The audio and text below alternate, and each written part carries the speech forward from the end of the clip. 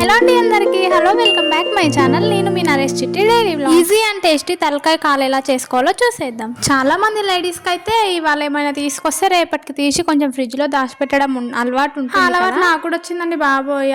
మొన్న అయితే రీసెంట్ గా మా హస్బెండ్ అయితే తలకాయ కర్రీ తీసుకొస్తే అది కొంచెం తీసి దాచిపెట్టి ఇంకా దాని అయితే నేను ఈజీ అండ్ టేస్టీగా ఎలా చేయాలో మీకైతే చూపించేస్తున్నాను. ముందుగా ఒక కుక్కర్ పెట్టుకొని దాంట్లో 2 టేబుల్ స్పూన్స్ ఆయిల్ వేసిన తర్వాత కొంచెం షాజీరా వేసి అది చిట్టపిట్టలు ఆడుతుంటే ఆనియన్ కూడా వేసుకోవాలి.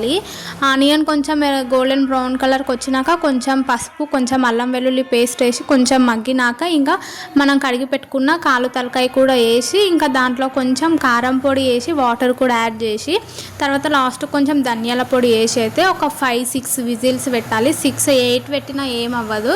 నేనైతే గ్రేవీ కొంచెం ఎక్కువగా రావడానికి ఆనియన్స్ అయితే ఎక్కువగా వేసాను, ఇంకా టమాటా కొంచెమే వేసాను ఎందుకంటే ఎక్కువ తీయగా అవుతుందని.